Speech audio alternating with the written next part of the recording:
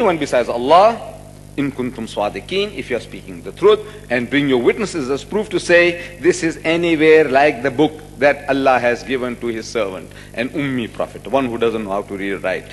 He's presenting to you chapters and beautiful verses. Come on, you produce one like it. So فَإِن لَمْ تَفَعَلُوا, Allah says, you will not be able to do it. وَلَن تَفَعَلُوا, and you will never be able to produce the like thereof. فَإِن لَمْ تَفْعَلُوا وَلَن تَفْعَلُوا فَاتَّقُوا النَّارَ الَّتِي وَقُودُهَا النَّاسُ وَالْحِجَارَةُ عُدَّتْ لِلْكَافِرِينَ. Then prepare yourself for the fuel, for hell, for fuel, the fire whose fuel is men and stones, burns up everything. This is the challenge. 1400 years now the challenge stands. And nobody, the Arab, the pagan mushriks of Makkah, they couldn't produce anything like it. And in the Christian world today, in the Muslim world today, there are in Egypt alone more than 10 million Christians, Arab Christians. So our people generally, they don't know. We think every Arab is a Muslim. In the Lebanon, you know the people who massacred these Palestinians, Shabra and Shatila, who were they? They were Arab Christians. 10 million, they are boasting now in Egypt alone that there are 10 million Arab Christians speaking Arabic. And they are masters of the language. Even the Westerner, when he masters Arabic, we have to go to him to learn meanings of words. You know that? Whenever our learned people, when they refer to Arabic words, they go to what is called Lane's lexicon. Who is Lane? Englishman. It's famous in the world. It's Lane's lexicon. We go to him, what is the meaning of this word? What is the root word and how it originates? All that we go to these non-Muslims. Writings, books have been written. Grammar by the Christians. Arabic grammar. Here is a book. This is a book. This is a part of what they now call the harmony of the gospel. This is now addressed to Muslims. You see, when you read the Arabic Bible, and when you compare with the Arabic of the Quran, it's chalk and cheese. It's poles apart, worlds of difference. There's no comparison whatsoever. So now, what they call it, contextualization. It's a new word. They want to create now a feeling in the Muslim that this sounds like the Quran. They borrow words from the Quran and start the book.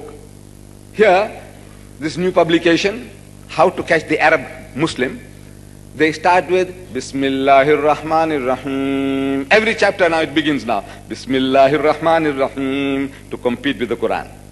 Because every chapter of the Quran begins Bismillahir Rahmanir Rahim. And terms and expressions, phrases are borrowed from the Quran into this book. In the so-called New Testament, they borrow it. So when the Muslim reads it, it sounds like my own.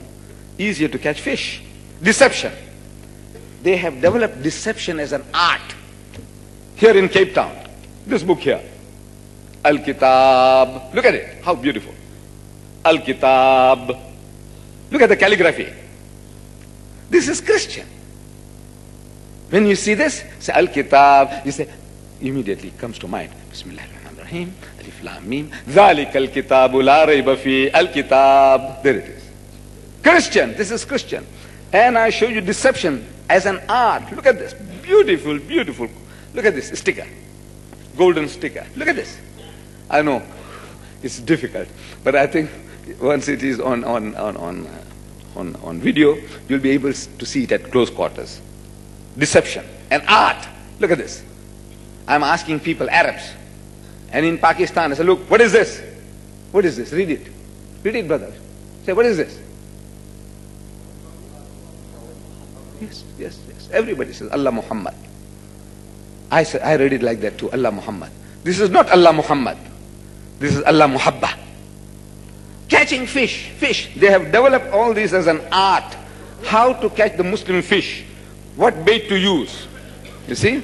Because they say God is love. But it looks like anybody, everybody. I caught an old Arab in Jeddah. I showed him, Ya Sheikh, have a look at this. So he said, Allah Muhammad. I said, Ya Sheikh, have another good look. He said, Allah Muhammad. I said, Ya Akhi, look, have a good look. What does it say? then it's Allah Muhabba. An Arab can be caught, I can be caught, what of the masses? Fishing, deceit. They have developed it as an art. When they can do all that, Allah says, produce a chapter like it. This is what is asked of you. Produce something like it. And Allah says, you'll never be able to do it even if you help one another. It can't be done. Now, let us look at the Bible, what it says. That is say, I said, there's no way in the whole of the Christian Bible, this encyclopedia, where it says, this is my book. God says, this is my book. No way.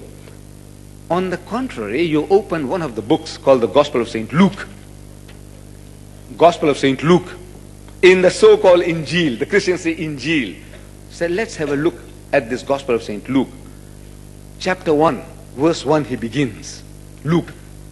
He says, inasmuch as many have taken in hand to set in order a narrative of those things which are most surely believed among us, just as those who from the beginning were eyewitnesses and ministers of the word delivered them to us, it seemed good to me also. Seeing that others have done work, they have written down things, narration about things happening among us, it seemed good to me also, having had perfect understanding from the very first, better educated than most, the most learned of these Christian writers, the only Gentile writer, all the books of the Bible, written by 40 different persons, all Jews. Here is a Gentile. Luke is a Gentile, the only Gentile writer, and he's telling you that it seemed good to me also. You can do the job, why can't I? So he's telling you why he wrote, what inspired him. You. If you can do it, why can't I do it? Why can't I do a better job? I'm better educated than you. Now let us hear from themselves what they themselves say. They have written a book. On which book? My book was based. Is the Bible God's word? It was being given out.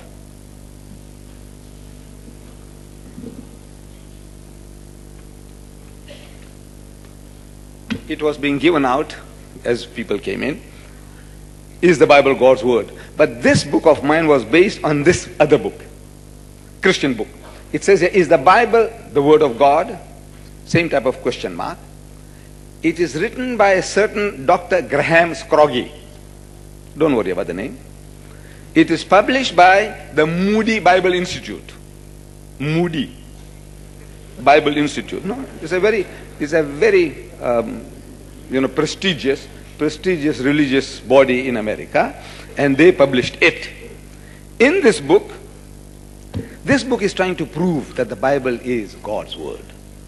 There, we get it from the horse's mouth. They say this is God's word, and they're trying to prove. And in trying to prove this, Dr. Scroggie, he quotes a certain Dr. Joseph Parker. We have a lot of Parkers here, easy to remember. This is Joseph Parker. They'll never forget Joseph Parker. On page 22 and 23 he says, what a book is the Bible. Typical American. You'll hear Shorosh, if you see the tape number 27, when he's addressing that audience in the Royal Albert Hall, he said, what a lovely bunch of people. You. So, same typical, what a book is the Bible. In the mere matter of variety of contents. Variety of contents. Things different. As we are told, that variety is the spice of life. You have that? Variety. Even different types of masalas in your curries, This is variety. So in the mere matter of variety of contents.